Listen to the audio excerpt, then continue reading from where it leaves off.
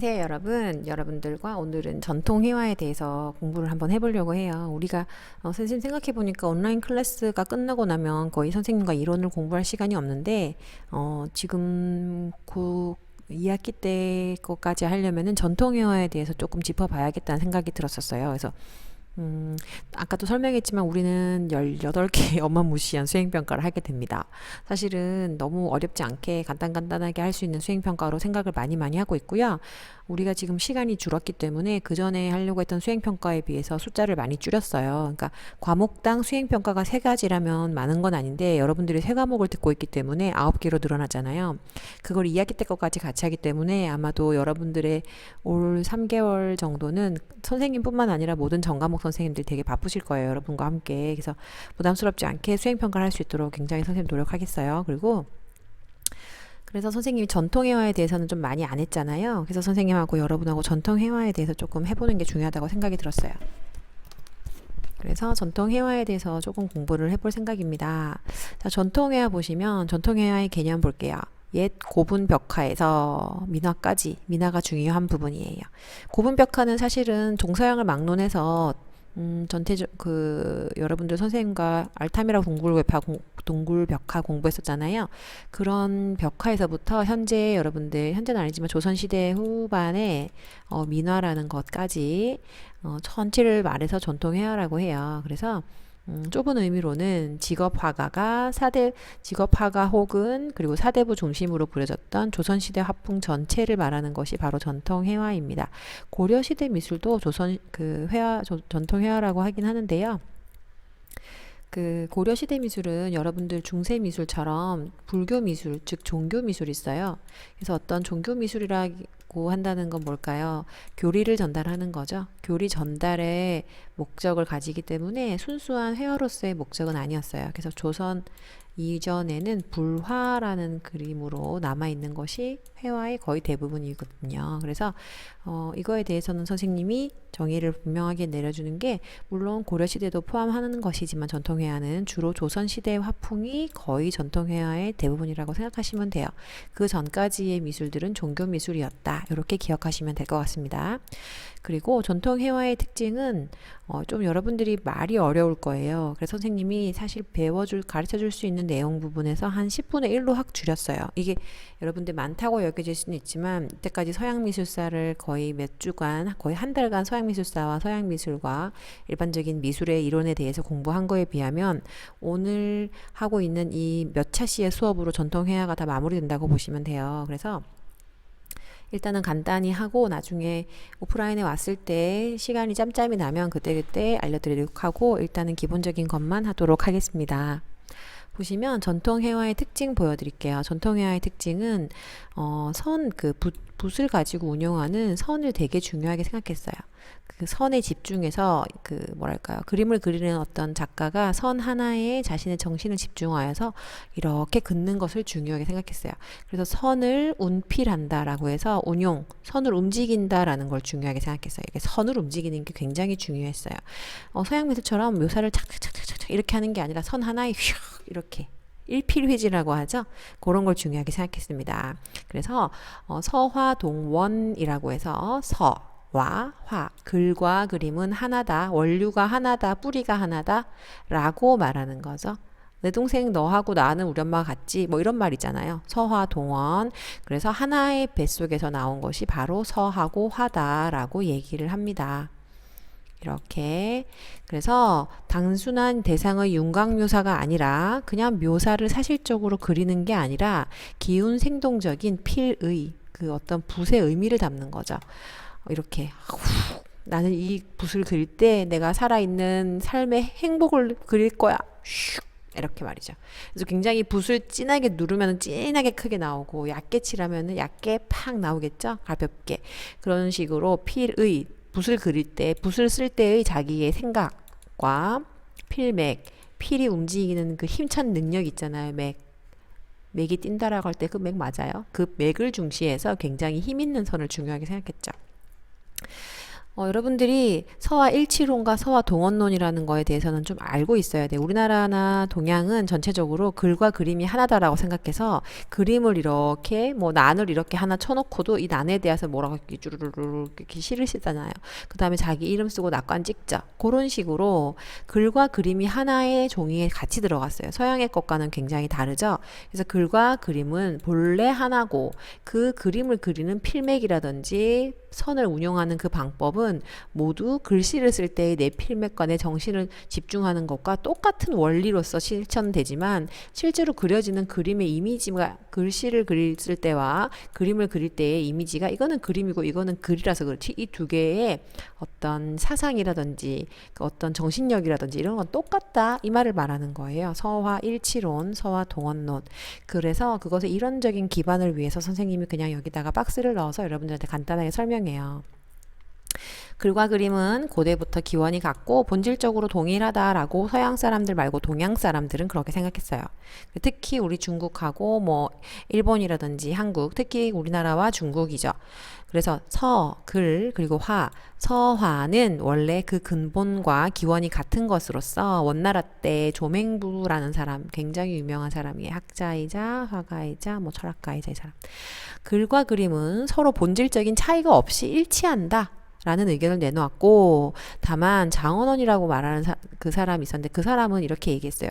물론 같지만 서에는 뜻을 나타내는 의미를 전달하는 거고 그림은 형태를 전달하는 거지 않냐. 그거 빼고는 그래 네 말도 맞아 라고 얘기를 했어요.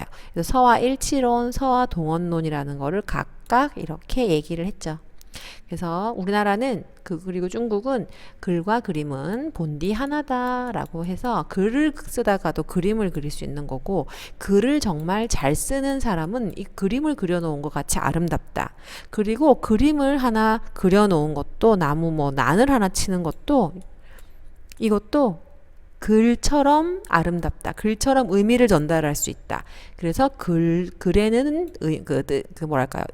아름다운 그림 같은 느낌이 있고 그림에는 그것에 담겨 있는 의미가 있다. 그래서 글과 그림은 하나다. 이렇게 얘기하는 거죠. 이거 정말 중요한 개념입니다, 여러분들. 서양화에서는 절대로 상상할 수 없는 개념이에요. 서양화는 어떤가요? 어떤 대상이 창밖으로 보입니다. 그죠? 뭐 나무가 있고 여기 사람이 앉아 있어 의자에 책상에 보면서 아 이거 되게 아름답네. 그럼 자기 종이를 꺼내놓고 이제를 꺼내놓고 그림을 그리는 거죠. 그런 개념이고요. 그리고 나서 뒤에다가 사인하는 그런 개념이죠. 그림에다가 글 쓰거나 하지는 않잖아요. 근데 우리나라는 어떤 거냐면은 이렇게 멀리서 이렇게 어떤 대상을 바라보는 게 아니라 여행을 가는 거예요. 여행을 예를 들면 이렇게 예쁜 산에 가는 거예요. 산에 놀다가 막 산에도 올라가 보고 가서 앉아서 그림 그리는 게 아니었어요. 처음에는. 갔다 와서 집에 딱 누워가지고 아 오늘 갔다 왔는데 한번 상상해볼까? 누웠다가 다시 잠이 안 오네. 오늘 갔던 거 그곳을 내가 그림으로 남겨야지 라고 해서 종이를 꺼내는 거죠. 그리고 난 다음에 상상어를 그리는 거야. 이렇게 그렸던 것 같아. 막 이렇게. 그리고 오늘 느낌은 어때? 그때 시적인 느낌 이렇게 쓰는 거야. 그 다음에 낙관 딱 찍는 거예요. 그렇기 때문에 대상을 멀리서 객관적으로 너와 나를 분절해서 객관적이라고 하죠. 주과 객이 분리된다. 주객 분리의 서양 사고가 나고 주어가 객인지 객이 준지 이거를 동일시하는 우리나라처럼 주객 합일하는 그런 나라하고는 그 사상이라든지 그림을 그리거나 글을 쓰는 내용이 정말 많이 차이가 나는 거예요. 그래서 이것을 객관성, 합리성이라고 얘기하고 우리는 주관성이라고 하죠. 그 자연을 합일하는 사상 그런 철학을 갖고 있는 세계관 자체가 다르다는 거예요. 동서양이. 그래서 전통 회화에서는 글과 그림을 하나로 보았다. 이거 굉장히 중요한 내용입니다. 그리고 또 다른 특징 첫 번째는 성과 론필이었죠. 두 번째 특징은 여러분 보시면 여백을 강조해요. 이 프린트 선생님 드릴게요. 여러분들 걱정하지 마세요. 여백을 강조했고요. 의도적으로 남겨진 조형의 공간이었었어요. 서양화에서는 그 서양화의 그림 그리면 여백에도 다 유화 물감으로 칠하지만 우리나라는 어떻습니까? 여기 보시면 선생님 그림 보여드릴까요? 우리나라 그림은 이렇게 배경을 남겨놓죠. 왜냐하면 이 배경까지 그릴 필요가 없다. 배경은 배경이고 내가 운용하고 난 그 여백을 좀 놔두는 것이 그림을 더 돋보이게 한다. 그리고 이거는 우리가 쉴 수 있는 공간이다. 휴의 공간이라고 하죠. 너무 막 다 차 있으면 너무 정신없지 않느냐. 이거는 우리가 쉬어가는 공간이고 느낌을 주는 공간이다. 편하게 쉬어갑시다 하는 여백이 굉장히 중요한 거죠. 외국에서는 여백이라는 공간이 없었어요. 그 여러분들 명심하셔야 합니다. 그거는 그냥 남겨놓은 것 아니고요. 남아서 남아놓은 게 아니고요. 의도적으로 쉬세요. 눈을 좀 편안하게 해주세요. 라고 하는 거죠. 절제하고 함축하는 무한한 공간이고요. 쉬어갈 수 있는 운치와 긴장감을 풀어줄 수 있으면서도 긴장감을 주는 그런 공간이면서 암시하고 상징하는 뭔가 여러분들 인생에서도 그런 거잖아요. 가끔 우리 하늘을 보자 이것처럼 너무 빽빽하게 꽉 차 있는 일정에서 한 10분이라도 어때요? 4시간을 가지고 이렇게 하늘을 바라볼 수 있는 그게 바로 우리나라 사람들이 강조했던 여백이고 우리나라 사람들이 중요하게 생각했던 멋이었어요. 우리나라 사람들은 하얀 색깔 옷 좋아했잖아요. 그쵸? 여백의 미를 굉장히 좋아하는 나라. 상징성을 강조했다라고 해요. 뭐냐면은 아까 선생님이 말했죠. 그림을 그릴 때도 이 보시면 나무 한 그루가 있죠. 이 사람은 그 전기의 계산 포무더라고 하는데 나중에 설명을 하겠지만 이 사람 그림 그릴 때 이 나무, 소나무하고 이런 것들을 자기 자신이라고 생각했었어요. 그래서 어떤 대상을 하나를 그리더라도 이 안에 들어가 있는 뜻이 다 있는 거예요. 예를 들면 여기 뭐예요? 사군자 중에 대나무가 지금 흔들리고 있자 바람에 이거 뭘까요? 내 지금 지조와 내 뭔가 이렇게 절개 같은 것들이 약간 흔들리고 바람에 나부끼고 나는 좀 약간 외딴 섬에 와 있는 것처럼 굉장히 평온한 이 지역이지만 외롭습니다 라고 하는 외로움을 표현한 거예요. 어떤 왕과 자기에 대한 거리감 혹은 정치적인 거리감 그리고 그 사람들도 나름대로 정치적인 관계, 친구 관계, 교우 관계가 있었을 거 아니에요? 그런 것들을 이렇게 담아놓고 이 그림의 전체적인 주제는 선비로서의 어떤 외로움 그리고 자기가 절개를 지키고 뭔가 꿋꿋이 서 있기에는 굉장히 뭔가 고단한 마음 그런 거를 이렇게 좀 약간 뻥 뚫린 마음으로 그렇게 표현한 거예요. 그렇기 때문에 우리나라의 그림을 보시면 항상 상징이 들어가 있어요. 상징이 들어가 있고 어떻게 보면 우리나라는 대상을 똑같이 객관적으로 묘사하는 재현하는 미술을 하지 않기 때문에 그림 자체에는 자기의 생각을 넣기 위해서 그림을 그린 거였기 때문에 상징성이 굉장히 중요해요. 중세미술 같죠? 맞습니다. 형사, 즉 형, 모양과 뜻의 재현에 앞서서 내면적인 똑같이 그리는 게 중요한 게 아니다. 나는 내면의 정신세계를 표현하는 게 더 중요하다. 그래서 여러분들 아시나요? 우리나라 사람들이 고흐를 엄청 좋아하는 이유가 그런 작품들을 좋아하는 거예요. 그 안에 들어가 있는 그 사람의 어떤 내면 세계를 존중하는 것 같아요. 그래서 우리나라의 전통적으로 그런 그림을 좋아했던 거예요. 그래서 우리나라 사람들이 특히 고흐를 많이 좋아한다고 해요. 그 사람의 어떤 생각을 좀 많이 존중하나 봐요. 그쵸?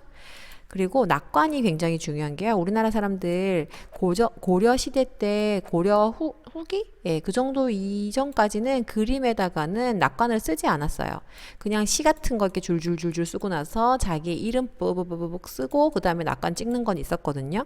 왜냐하면 선비들이 자기가 쓴 시라는 거에 대해서 뭔가 이렇게 과시하거나 기록하기 위해서 자기의 낙관을 썼거든요. 낙관은 아무데나 찍으면 안 돼요. 그 낙관을 갖고 있는 사람들은 대단한 사람들이었어요. 함부로 낙관을 만들 수가 없었어요. 그런데 그림에서 낙관이 들어가 있다는 게 조선시대 후기부터 생겨났어요. 그때 그 이전부터도 있었긴 했지만 아주 본격적으로 이때부터 나타났어요. 그래서 시에 담긴 생각이나 품평, 시나 그림에 대한 감상평을 적은 후에 그 다음에 그 조형성을 고려하여 꼭 여기 안 찍어도 돼요. 자기가 찍고 싶은 곳에다가 탁 찍는 거예요. 그래서 조형성까지 고려할 정도라면 굉장히 대단했던 거예요. 그리고 낙관이 중요한 이유는요. 여기 선생님이 꼭 말하고 싶은 게 바로 이거예요. 화가의 지위가 향상되었다는 거예요. 르네상스하고 마찬가지로 조선시대의 르네상스가 우리나라의 르네상스는 조선시대 중후기거든요. 딱 시기가 맞물려요. 같은 시기거든요. 그때부터 화가라는 것, 작가, 그 그림을 그리는 작가, 화가라는 사람에 대해서 지위가 높아졌죠. 선생님 저번에 말한 것처럼 신윤복이랑 그리고 김홍도에 대해서 설명하면서 선생님이 얘기했잖아요. 그렇기 때문에 그들의 지위가 향상되면서 이제는 글씨를 쓰지 않는 그냥 뭐 산수화를 그린 곳에서도 자기가 사인을 하고 여기다가 낙관을 찍는 그런 어떤 형식 그런 것들이 패턴 유행 이런 게 생겼다고 하네요. 그래서 마지막에 관을 줄임말이고 낙성관지 줄임말이고요. 서화를 마무리한다는 의미로 작가 자신의 이름을 쓰고 글이나 인장을 찍는 행위입니다. 제작 연도와 계절, 일시, 제작 장소 등이 첨가되는 경우도 포함되고요. 원나라 예찬이라는 사람이 처음에 찍었기 때문에 그때부터 우리는 화가가 이때부터는 지위가 좀 높아져서 그림 그리는 게 부끄러운 게 아니구나. 그 사람의 어떤 지위가 높아졌구나라는 거를 후대 사람들이 이제 알게 됐다라고 하죠. 그리고 전통회화의 특징 다섯 번째는 아까 선생님이 얘기했잖아요. 서양 사람들은 어떤 대상을 관찰할 때 카메라로 관찰하는 식으로 카메라는 어떤 물체를 통해서 사람이 이렇게 있으면 어떤 물체를 통해서 대상을 관찰하는 거잖아요. 그래서 이것과 이것이 분리되어 있죠. 얘하고 얘는 고정된 시점에서 그냥 그것을 관찰하는 거지만 우리나라는 그렇지 않았어요. 우리나라는 대상이 이렇게 있으면 특히 자연이 대상이겠죠. 대상 속으로 들어가요. 여행을 한 다음에 여행하는 그 곳에서 여기저기 감상한 마음, 느낌, 그리고 그 사람의 생각, 감상을 그림으로 그렸어요. 그래서 그림을 그릴 때 고정 투시로 그린 게 아니라 고정 시점이 아니라 서양처럼 고정 시점으로 그림을 그리는 게 아니라 돌아다니면서 대상을 산점 투시, 이동 시점으로 보는 거예요. 이동 시점은 말 그대로 이동하면서 보는 시점이고요. 산점 투시는 투시가 1점 투시가 아니라 산발적으로 늘어져 있는 투시라는 거예요. 이것저것. 그러니까 한마디로 투시가 여러 개가 합쳐진 거죠. 이집트 그림처럼. 그럴 수 있다는 거예요. 어떤 느낌인지 알겠죠? 그래서 우리나라의 특징은 이동 시점과 산점 투시라고 해서 이동 시점 볼게요. 동양의 정신을 시각적으로 구현하는 한 가지의 시방식, 보는 방식이에요. 선생님이 동양의 정신 설명했잖아요. 아까 전에 뭐라고요? 자연 합일이라고도 하고 자연 동화 사상이라고도 하는 우리나라 동양의 정신을 얘기합니다.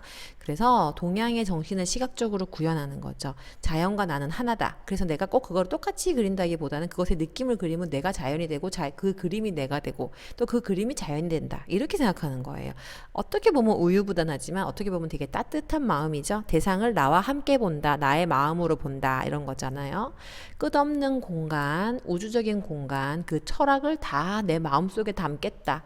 얘랑 나랑 분리해서 생각하지 않겠다. 예를 들면 친구들 중에 이런 애들 있잖아요. 동정심이 참 많고 배려심이 좋아서 이 친구의 슬픔이 내 슬픔이고 걔가 어떡해 안타깝다 막 이런 친구들이 있을 거고 어떤 애들은 뭐 그 아이의 일은 그 아이의 일이고 나의 일은 나의 일이야. 이게 둘 다 나쁜 거 아니에요, 여러분들. 사고방식이 다른 거예요. 두 번째를 보통 개인주의라고 하죠.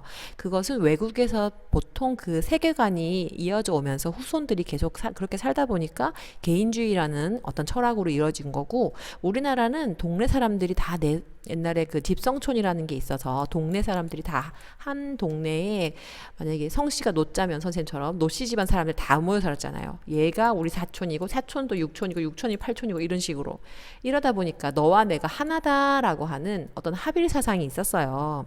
그렇기 때문에 서양과 동양은 굉장히 철학이 다릅니다. 그래서 나온 것이 산점 투시, 1점 투시가 아니라 다시각 말했죠. 선생님 여러 가지 시점에서 본 거를 하나의 화면에 딱 넣는다는 거. 거기가 이집트 그림 같은 거. 대상의 외면과 내면을 동시에 표현한다. 그리고 시간의 변화도 하나의 화면에 예를 들면 그림 하나에다가 봄, 여름, 가을, 겨울을 다 넣을 수도 있고요. 계절, 성장, 변화까지도 다 표현할 수 있는 방식. 그래서 우리나라의 그림은 나쁘게 보면 어떻게 보면 사람들이 뭐 그런 게 다 있어. 이거 말도 안 돼. 거짓말 같아. 너무 웃기잖아. 무상상화도 아니고 약간 그런 개념일 수 있지만 사실 어떻게 보면은 어떤 생각을 전한다는 부분에서는 굉장히 좋은 거죠. 카메라처럼 똑같이 찍어내지 않겠다 이런 마음이기 때문에 그런 마음으로 그림을 공부하시면 됩니다. 한국화를 이해할 때는. 그래서 그러한 그 전통 회화가 대표적으로 중국화와 한국화에서 차이점이 많이 드러나요. 그래서 그걸 좀 설명해주고 넘어갈게요. 중국화는 일단은 철학이라는 것, 어떤 국가의 특징 이런 거 굉장히 중요한데 선생님 항상 그런 것부터 하고 넘어가요. 동양은 한국화. 이거 한국과 중국을 구분하죠. 사실 일본 것도 구분을 같이 하긴 하는데 선생님 여기다가는 적지 않았어요. 중국화와 한국화를 비교해 보면요. 일단 크기가 크죠. 거대하죠. 우리나라는 크기가 그에 비하면 굉장히 작습니다. 자연주의를 추구하고요. 거대한 규모가 아니에요. 자금성 가보면요. 자금성 되게 커요. 우리나라는 그거에 한 20분의 1 그거밖에 안 될 거예요. 20분의 1 될까요? 더 작을 수도 있어요. 하지만 우리나라도 그 안에 들어간 것은 굉장히 다 들어갔는데 들어갈 건물들 다 들어가고 하는데 자그맣게 만들죠. 사람이 일단 작잖아요. 그쵸? 사람의 인원이 적고. 그래서 이 사람들, 즉 중국화를 말할 때 설명하는 주요 단어가 있어요. 장대하다, 크고 길다, 그죠? 깊이가 있고 생기가 있고 품격이 크다, 정신이 굉장히 뚜렷하다, 도덕적이고 개성적이고 직관적이고 기교적이고 사실적이고 세밀하고 세련되고 뭔가 크고 대단하고 멋지고 막 이런 뭔가요? 좀 위대한 느낌이죠. 근데 우리는 어떠냐면 나쁘다는 게 아니고요. 자연적이고 무아, 내가 없이 자연과 내가 하나다. 무아지경 됐다. 그런 말. 직관적으로 어떤 대상을 느끼는 거예요. 어떤 생각으로 하는 게 아니라 느끼는 거예요. 저 사람은 이러이러이러한 부분이 참 좋아. 이렇게 생각하는 게 아니고 그래 저 사람 인상 좋네. 이렇게 생각하는 거 있죠. 그런 느낌이래요. 무작위, 어떤 그 자기를 벗어버리는, 그리고 소박하고 평범하면서도 자연과 내가 그리고 너와 내가 조화된다. 그리고 밝고 친근하고 생동감 있고 솔직하고 담백하고 뭔가 요런 차분하면서 편안하면서도 그런 분위기가 우리나라 한국화의 특징을 설명할 때 많이 쓰이는 단어예요. 특징은 아까 말했다시피 대규모, 웅장, 섬세, 논리적이고 권위적이고 완벽하고 엄숙하고 막 이런 이상주의를 말하고요. 우리나라는 원만하고 온화하고 간결하고 단아하고 소박한 자연주의, 민족성과 시대성을 반영한다. 제일 중요한 단어는 이상주의와 여기 보시면 우리나라는 해학적이라고 하고 중국은 사실적인 기교적인 표현이 굉장히 강하다라고 합니다. 그래서 이런 특징이 굉장히 우리 중국과 그 한국의 차이점이에요. 일본은 어떻냐면요. 규모가 좀 작고요. 규모가 작고 우리나라가 좀 곡선적인 이렇게 처마선이 곡선적이면 일본은 이렇게 건물이 생겼어요. 중국도 똑같이 직선적인데 엄청 크죠. 어떤 느낌인지 알겠죠? 우리는 작으면서 이렇게 곡선적인데 중국과 일본은 좀 이렇게 직선적이다. 그런 느낌. 그래서 여러분들 나중에 또 기회가 되면 같이 한번 비교하는 걸로 갈게요. 보시면 전통회화의 종류 하겠습니다. 전통회화는 일단 북종화하고 남종화로 나뉘어요. 선생님 여러분들 너무 힘들 것 같아서 이번에는 프린트물을 나도 열심히 만들었어요. 이게 프린트물 만들 때 시간이 꽤 걸려서 그동안은 못했는데 마지막엔 선생님이 좀 도와주려고 합니다. 그래서 북종화하고 남종화라는 걸로 나뉘는데 선생님이 선생님 왜 어렵게 이런 걸 설명하시나요? 이게요, 선생님이 더 많은 걸 팍팍팍 줄였어요. 여러분들이 이런 그 한국화에 대한 수업을 전혀 해본 적이 없을 거고요. 선생님, 저희는 디자인 전공인데요. 왜 한국화를 하나요? 여러분들 한국의 그림에 대해서 이해하지 못하는 사람은 외국의 그림이라든지 디자인을 그것을 응용할 수 있는 능력이 없어요. 요새 디자인도 한국화적인 걸로 나오지 않나요? 이런 기반 이론이 조금이라도 있어야지 여러분들이 나중에 뿌리가 있는 어떤 디자이너가 될 수 있지 않을까요? 선생님 그렇게 생각해요. 요즘에는 굉장히 문화가 다채롭기 때문에 어떤 문화 한 가지만 공부해서는 이렇게 뭔가 뛰어날 수는 있지만 내 말은 좀 더 앞서갈 수 있는 사람은 아닌 것 같더라고요. 그래서 남종화, 북종화는 꼭 설명하고 넘어갈게요. 자, 남종화, 북종화라는 거는 특징이 있어요. 여러분들 보시면 그림 이거 설명을 이렇게 하는 것보단 그림을 보여줄게요. 여기 보시면 일단은 구분이 달라요. 화원, 북종화는요. 화원, 직업 화가라는 사람이 그림을 그린 것을 대부분이 북종화라고 하고요. 남종화는 사대부, 즉 그림을 전공하지 않은 사람들이랑 승려들, 선비들, 이런 공부하는 사람들 중에서 똑똑한 사람들 있죠? 그런 사람들이 그린 그림을 남종화라고 해요. 나중에 이 사람들 다 그려놓고 나니까 구분한 거예요. 동기창이라는 사람이, 그 중국 사람이. 그래서 이 북종화는요, 선묘라는 게 굉장히 섬세하게 그리고 굉장히 색깔을 많이 써요. 그래서 대상을 외형의 묘사를 하는데 주력을 하고요. 굉장히 사실적이고 기교적이에요. 약간 서양화에 가까울 수도 있지만 서양화처럼 어떤 투시도법이나 이런 게 없다 뿐이지 그 중국 나름대로 굉장히 섬세하게 그림을 그리죠. 이런 것들은 궁궐에 들어가는 그림이 많았어요. 특히 이런 그림. 궁정 중심의 관료적, 귀족적, 장식적 화풍, 즉 궁궐이라든지 좀 대단한 어떤 공간에다가 장식하는 미술. 그래서 직업화가들이 굉장히 이거를 업으로 삼아서 되게 하루 종일 그림 그리는 거. 그래서 이 사람들이 정말 색깔도 많이 그리고 화려하게 그리는 것들, 진체라고 진하게 채색하고요. 산수, 초상화, 인물화 이 모든 것들을 화원, 직업, 화가가 그렸다라고 해서 북종화 라고 합니다. 공필 부벽준이라는 거는 굉장히 똑같이 묘사하고 공필 세부적으로 묘사하는 걸 말해요. 근데 남종화는 어떠냐면요. 아까 말했다시피 직업적으로 갖고 있는 그 능력이 내가 그림을 잘 그리 이게 아니라 나는 그냥 글도 쓰고 그림 그리는 걸 좋아해. 그냥 그림은 그리고 글은 그림이랬잖아. 서와 동원 사상이랬잖아. 나는 글을 잘 쓰니까 그림도 한번 거기다 곁들여서 그려볼래 라고 생각하는 거죠. 그래서 이들은 똑같이 채색하거나 세색 뭐 화려하게 하거나 이게 중요한 게 아니라 내 수묵 그냥 먹으로 그림 그리거나 농담, 수묵의 어떤 진하고 연하기 그런 느낌, 운치라는 게 느낌이에요. 전체적인 느낌을 중요하게 생각하는 거예요. 그래서 좀 다른 기법의 어떤 필법을 쓰지요. 그래서 작가 주관적인 해석, 농담, 진하고 연하기를 위주로 하는 부드러운 분위기 위주로 자기가 이렇게 그냥 약간 이렇게 뭐랄까요? 섬세하게 묘사하지 않는 그림을 말해요. 그래서 사의적이라고 뜻이 담겨 있다. 사실적인 거에 반대말이 사의적이. 여기서의 반대말이 원래 반대말이라는 게 아니라 사실과 비사실이 아니라 사실 보여지는 어떤 객관적인 사실 풍경을 그리는 것과 사의 내 뜻을 담는다. 라는 말이 좀 다른 거예요. 여기서 쓸 땐. 그래서 함축적으로 어떤 뭐의 상징, 이 나무는 나의 자신이고 이 나무도 내 자신, 내 선비로서의 지조 같은 걸 담은 대나무다. 이런 식으로 뜻을 담아서 그리는 그림이에요. 그래서 수묵으로 그림을 그리고 문인, 즉 글을 쓰는 사람들이 그림을 간단하게 곁들여 그렸다라고 해서 남종화라고 해요. 그래서 이런 것들에 대해서 다 외울 필요는 없어요. 근데 이런 사람들이 중국 사람들 중에 있었어요. 우리나라는 중국을 많이 따라 했으니까 따라만 한 건 아니에요. 우리나라 방식으로 재창조를 했죠. 그래서 그런 특징이 있고요. 남종화와 북종화를 배웠습니다. 화풍이 다르다는 거예요. 사실적인 묘사를 하고 꼼꼼하게 하나씩 그리고 제일 중요한 거는 화가 직업 화가가 그렸고요. 남종화는 그냥 문인들, 선비들이 자기가 글 쓰면서 함께 그린 어떤 뜻을 담은 그림이다라는 걸 여러분들이 구분해 주세요. 그런 거를 이해했으면 이번에는 문인화하고 민화로 갈게요. 이 부분은 굉장히 중요합니다. 선생님이 이거는 수행평가로 한번 생각해 보고 있는 부분이에요. 여러분들이 꼭 이해를 잘 해주시기를 바랍니다.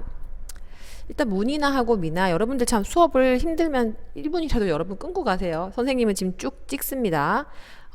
보시면요. 문인화 볼게요. 문인화 보시면 문인화하고 민화의 개념도 여러분들이 이해하고 넘어가야 돼요. 문인화는 문인 사대부들이 그린 그림이고요. 민화는 조선시대 무명 화가 무명인 이유는 있잖아요. 이 사람들 당시에 화가로서의 어떤 민화를 그린 사람들은요. 선생님 저번에 얘기했는지 모르겠는데요. CD 불법 다운로드 하는 사람들이랑 마찬가지처럼 약간 취급받았다고 해야 되나요? 정품으로 사는 사람들 말고 그러니까 약간 뒤에서 그린 사람들이라고 할 수 있어요. 그래서 보시면 문인 사대부들은 문인화를 그렸고 민화를 무명시대 무명의 화가들이 그렸는데요. 주로 어떤 내용으로 담기냐면요. 밑에 볼게요. 이런 이미지들이에요. 이거 와 바뀌어 있나요? 아닙니다. 아까 선생님이 전기의 계산 포무도라고 하는 그림을 선생님이 보여주고 아까 설명해 준다고 했죠. 이 그림은 여기 보시면은 전기 사인이라고 해서 전기가 그린 그림인데요. 내용이 뭐냐면요. 왼쪽에는 외로운 마음으로 계산에 대한 생각이 자꾸 떠올라서 자기가 쓴 시의 내용이에요. 외로운 마음으로 계산이라고 하는 산에 대한 자기가 알고 있는 그 산수에 대한 생각이 자꾸 떠올라서 언제 이 그림을 그리게 되었다라고 해서 이 사람이 추사 김정희의 제자거든요. 그래서 이렇게 글을 이렇게 쫙 쓴 거예요. 그런데 이 내용 자체가 뭐예요? 어떤 나무를 예쁘게 묘사하겠다. 그 집을 똑같이 그리겠다. 이 풍경을 내가 정말 멋들어지게 그리겠다라는 게 아니라 뭐였나요? 외로운 내 마음을 그리는 거죠. 무슨 말인지 알겠죠? 그래서 공감, 즉 함축적으로 상징하는 거예요. 이 나무를 자기에게 은유시킨 거예요. 그래서 우리나라의 그 문인화는 은유와 상징이 굉장히 많습니다. 이 대나무도 사군자 중에서 절개를 표시하는 그런 사군자잖아요. 문인의 절개 이런 거 있잖아요. 그쵸? 양반, 지조 이런 거. 그리고 이 집은 자기 자신의 쓸쓸한 마음, 그 마음, 뭔가 이렇게 앞에 대문도 있고 막 사람들이 오가고 그런 게 아니라 그냥 쓸쓸하게 지붕하고 그냥 집만 있는 이 느낌. 그리고 뭔가 척박한 땅의 느낌. 그죠? 막 촉촉한 느낌은 아닌 거잖아요. 그렇게 갈필법을 써가지고 촉촉촉촉 그린 거예요. 한숨에. 이 사람은 천재 화가로서 굉장히 뭐죠? 라파엘로처럼 유명했던 사람인데요. 그래서 라파엘로, 우리나라의 라파엘로라고도 하는데 이 사람도 또 젊은 나이에 돌아가십니다. 근데 굉장히 뛰어나서 사람들이 이 사람은 천재다라고 했을 정도래요. 추사 김정희가 굉장히 아꼈던 제자라고 합니다. 전기, 계산 포무도. 그래서 이 그림하고 전기 이 사람하고 추사 김정희의 세안도 아시죠? 그거하고는 같이 똑같이 문인화예요. 그렇게 알아주시면 될 겁니다. 그래서 설명 보시면 전기가 24살인 1800 언제 그린 것으로 화면에 이등부하여서 두 그루의 나무 그 사이에 집이 있어요. 그래서 굉장히 간이라고 쓸쓸한 분위기를 표현했다라고 하죠. 그거에 비하면 여기 보세요. 보시면 미나 보시면 까치와 호랑이 뭐 그런 내용인데요. 호랑이는 집에다가 걸어 놓으면은 귀신을 막는 그런 아주 영험한 아주 신적인 어떻게 보면은 그 토속 신앙을 표현하고 있는 그런 강한 이미지라고 하죠. 그래서 보통 양반집의 대문에 앞에다가 이렇게 그림을 붙여놨다고 해요. 미나 8세기, 9세기 그때 우리 조선시대 후반 보시면 그래서 이런 것들을 민화라고 해요. 이 모라는요 부귀영화를 상징하기 때문에 좀 잘 살고 싶은 그런 집이라든지 혹은 뭐 상인의 집이라든지 어떤 집에든 이 그림이 없는 집이 없을 정도로 모란 그림이 굉장히 많았다고 합니다.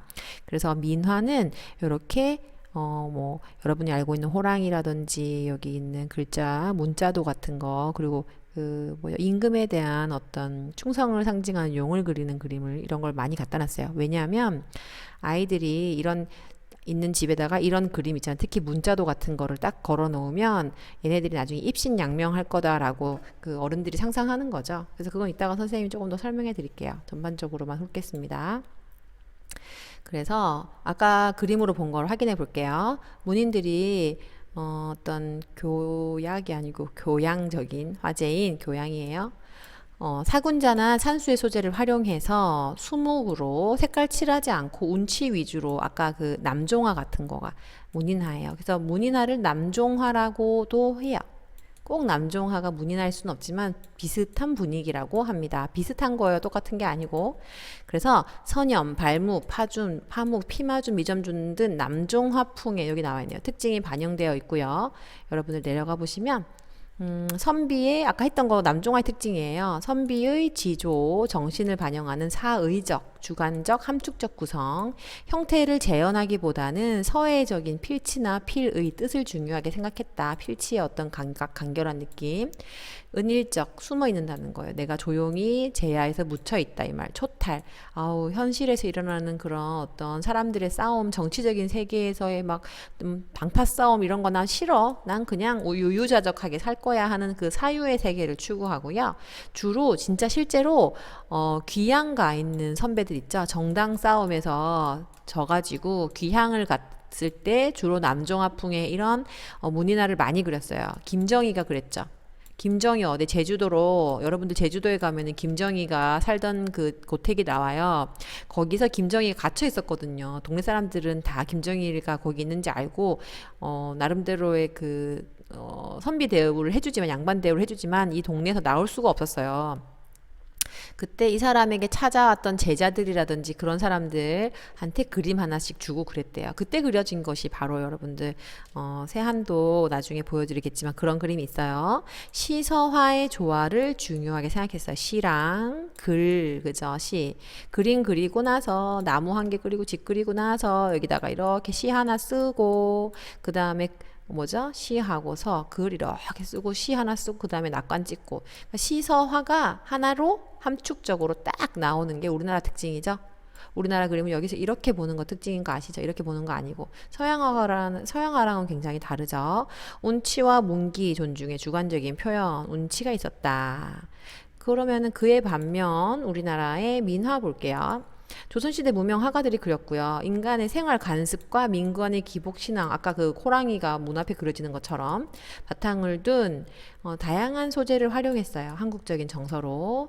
채색 위주로 장식적으로 집에 걸어놓기 위해서 내가 이제 기복 신앙인 거예요. 뭐냐면은 집에다가 아까 선생님 말했잖아요. 모란 꽃을 이렇게 그려놓은 걸 다 갖다 놔. 그럼 나는 돈을 많이 벌게 될 거야. 부귀영화. 그죠? 그리고 자식도 많이 놓을 거야. 이렇게 생각하는 거고, 효제, 충신, 예염 재가지고 막 이렇게 글씨 있잖아요. 효 있고 충이 뭐 이렇게 있잖아요. 이렇게 있으면은 여기 막 용 그림 하나 올라가요. 이렇게. 용 그림, 이렇게 용의 상징은 뭐 그 왕에 대한 충성을 상징한다. 뭐 용은 왕이다. 이래가지고 막 여기 이 획 하나를 새우로 만들어서, 새우는 뭐냐면 굽어 있잖아요. 굽신거리는 그 신하. 를 말하는데 간신이라는 말이 아니라 왕을 바라볼 때 고개를 세우고 서 있으면 안 되잖아요. 굽어 있어야 되잖아요. 그래서 아주 충성스러운 신하를 상징한다고 해서 나중에 다 할 거예요. 지금 좀 이따가 그런 획 하나를 이런 이미지 하나로 바꾸는 거예요. 그거를 집에다가 딱 걸어 놓으면 말 안 듣는 우리 아들이 공부 열심히 해서 장원급제를 할 것이다. 나에게 돈을 많이 벌어다 줄 것이다. 이렇게 아버지들이 염원했던 거예요. 그래서 여러분들 보시면 강한 윤곽과 대상의 나열적, 굉장히 반복적으로 설명적으로 표현하는 게 특징이고요. 시대 양식의 구애가 없이 소박하고 익살적인 파격 구성이 특징입니다. 민화, 지금은 굉장히 비싸죠. 현세의 긍정적인 삶을 기원하고요. 풍요로와 그리고 본질적인 기원을 담은 실용화예요. 절대 문인화처럼 비실용화가 아니에요. 이거 어디다 쓰는 거예요? 자기 생각을 그냥 담는 거라서 이거를 어떤 장식이나 그런 걸 쓰는 게 아니고 그냥 그림 그려놓는 그 자체가 중요한, 그림 그리는 행위 자체를 중시하는 거잖아요. 근데 얘는 뭐냐면 결과가 중요해요. 왜? 집에다 걸어놔야 되니까 잘 그려야 되겠죠. 그쵸? 그런 특징이 있어요. 그러니까 이거 누가 팔았는지 알 수 없게 그냥 막 팔았었어요. 그러니까 여기다가 이름 쓰겠어요? 안 쓰죠. 누가 그랬는지 알 필요도 없죠. 그쵸? 그랬던 거죠. 그 당시에는. 그래서 민속적 관습의 바탕을 둔 민중의 집단 감수성을 반영하고 있다. 집단 감수성이 뭐예요? 그 당시에 필요했던 거. 18, 19세기에 어때요? 중인들이 양반이 될 수 있는 게 뭐예요? 돈을 많이 벌어서 양반의 그 감투를 사잖아요. 그런 식으로 잘 살고 싶어 하는 그 사람들의 그 당시에 유행 같은 거 있을 거 아니에요. 뭐 그런 거예요. 그래서, 보시면 그림들이 이런 식인 거죠. 아까 말했다시피 집에 행운 들어오게 해주세요. 까치와 호랑이. 그죠? 그리고 나 뭐 왕하고 친하게 지낼래요. 그래서 신하가 될래요. 이런 그림 그릴 수 있는 거예요. 그런 식으로. 그래서 형식화된 패턴, 똑같은 그런 이미지가 있어요. 이거를 그냥 누구나 그릴 수 있게 이집트 그림처럼 패턴이 되어 있는 거예요. 그래서 갖다 붙이기만 하면 되는 거예요. 예를 들면 컴퓨터 컨트롤 C 해서 복사해서 갖다 놓은 것처럼 똑같이 그리는 사람들이 많았다는 거죠. 이집트 그림처럼. 그랬고 일정한 형을 반복하여서 이용하고 한 화면에 여러 이미지를 복합적으로 해학적이고 주술적이다. 장식했다. 이게 중요한 겁니다. 그래서 요 특징들은 선생님이 시험을 한번 낼 생각이 있습니다. 여러분들 꼭 기억해 주시길 바래요. 이것도 한번 나중에 그 실기 시험 문제 가르쳐 드리면서 할게요. 그리고 그거에 대한 상징이 이렇게 나와 있는데요. 하나하나 이거는 나중에 선생님 뜯어보도록 하겠습니다. 자, 그리고 간단하게 보시면 화제에 따른 분류. 이 전통회화는 인물화, 산수화, 영모화, 이렇게 동물 그리는 거예요. 화조화, 꽃새, 초충도, 풀, 벌레, 심삼당 많이 그렸죠. 기명절주화는 정물화, 어회화는 물고기, 개, 풍속화는 여러분들 알고 있지? 그건 안 해도 되죠. 이렇게 넣어놨어요. 이렇게 분류가 된다는 거 정도는 알죠. 사군자, 매난국죽 있죠. 요 선비와 지조 절개 이거 시험 낸다 그랬었죠. 오동산도는 1월 오봉다라고 해가지고 여러분들 이렇게 왕의 그림 뒤에 달하고 해하고 있는 거 있잖아요. 그 왕을 상징하는 거예요. 인의예지를 상징하면서 음양오행과 그 인의예지 신을 상징하는 우리나라 왕과 왕비 뒤에 있는 그 어진이 아니고 그 뭐죠? 의자 뒤에 있는 그림 있죠? 그게 바로 1월 오봉도 혹은 오봉산도라고 합니다. 또 불화라는 게 있어요. 우리 전통 회화는 이런 종류가 있다라고 하는 거죠. 그리고 전통회화의 기법 보여드릴게요. 전통회화의 기법은 이렇게 크게 세 가지로 나뉘는데요. 이렇게 기본 묘법이라는 묘사의 방법이에요. 여러분들이 서양화에서 뭐 유화 배우고 수채화 배우는 것처럼 우리나라에도 먹과 색깔을 쓰는 방법이 있다는 거예요. 구륵법과 백묘법과 몰골법이 있어요. 몰골법은 말 그대로 몰골, 골만 남은 거예요. 한 붓으로 뼈대를 그리는 것처럼 한붓 그리기를 그리는 거예요. 그래서 따로 뭐 스케치하고 색칠하지 않아요. 서양처럼 스케치하고 색칠하는 것은 이 구륵법입니다. 스케치를 한 다음에 안에다가 색을 이렇게 담는 거예요. 그게 바로 구륵법이에요. 그래서 이게 약간 서양화처럼 스케치하고 색칠을 하기 때문에 윤곽선을 굉장히 섬세하게 세밀하게 그려서 따고 그 다음에 안에 색칠을 그리는 거예요. 백묘법은 뭐냐면요. 이게 구륵법이죠. 이렇게 이게 구륵법. 몰골법은 백묘법은 선을 따기만 하는 거예요. 안에 색칠은 안 하는 거예요. 윤곽선만 있고 채색은 없어요. 그 차이는 여러분들이 기본적으로 알아주시면 좋겠어요. 그래서 그렇게 그림을 그렸을 때 어떻게 되느냐, 여기 보세요. 필법은 그렇게 그림을 그리는 방법 말고 붓을 쓰는 부필자죠. 붓을 쓰는 방법인데, 공필법, 안에를 비워놓고, 이렇게 공필법은 안에를 비우는 게 섬세하게 굉장히 세세한 세필로 그림을 그려서 사실적인 표현을 그리는데 굉장히 많이 쓰입니다. 그래서 주로 이럴 때는 여기 구륵법 있죠. 윤곽선을 같이 그리고 채색을 하는 그림들이 주로 공필법을 써요. 그건 중요하지 않지만 이런 그림이 공필법이에요. 이재초상은 아직 적장 이상이고, 윤두서가 그린 자화상을 보시면 이 털오라기 하나까지 섬세하게 묘사를 하죠. 색깔도 칠하고 이렇게 공들여서, 나 선생님 이렇게 왔었어요. 이럴 때 공들여서 공들여서 세세하게 묘사하는 걸 공필법 이렇게 했었고요. 사실적인 표현. 감필법은 뺄 감이라고 한자가 있거든요. 좀 이렇게 많이 어떤 묘사를 줄인다는 거, 감하다는 거죠. 그래서 한 번에 샥 그려는, 이렇게 김명국의 달마도 보시면 한 번에 샥 이렇게 그렸죠. 한붓 그리기. 이런 대상을 간략하게 본질만 표현하는 것을 함축적인 표현이라고 하는데, 이런 것을 감필법이라고 해요. 그래서 이런 특징이 있다는 거. 그리고 뭐 그 이외에는 여러분들이 그냥 선생님이 설명을 대충 하고 넘어가도 돼요. 무법이 있고, 먹을 쓰는 방법, 준법 산수 표현하는 방법, 전법은 상수 표현해서 잎사귀 그리는 방법. 그래서 여러분들 여기 보시면은 이런 특징이 있다는 거 보시면 뭐, 그쵸? 붓을 쓸 때 녹목, 중목, 단목이 있는데, 그림을 그릴 때 옆으로 뉘어서 그리면 녹목이 진하고 중목이 중간이고 단목이 연한, 이런 식으로 나온다, 이런 거죠. 그리고 아까 전법이라고 하는 거 있죠. 요 위에 이파리를 그리는 거, 그게 바로 이거예요. 이파리 그리는 방법. 쫙쫙쫙 긋거나. 이걸 다 섬세하게 하진 않을 거예요, 선생님 수업 속에. 그리고 준법은 나무 산 자체 풍경을 묘사하는 방법이에요. 미점준, 하엽준, 피마준, 부벽준, 수직준이 있는데, 이런 거 가지고 산수화를 많이 그렸다고 합니다. 그래서 이 수업은 이렇게 하고요. 이 수업 말고, 지금 이거는 미술사 수업이에요. 미술사 수업 말고 미술 이론 수업에 가서는 선생님이 요것에 대한 좀 구체적인 얘기를 더 하도록 하겠습니다. 들어주셔서 너무 감사하고요. 어려운 수업일 수도 있었기 때문에 선생님이 여러분들이 애쓰셨다는 거 항상 고맙게 생각합니다. 감사합니다.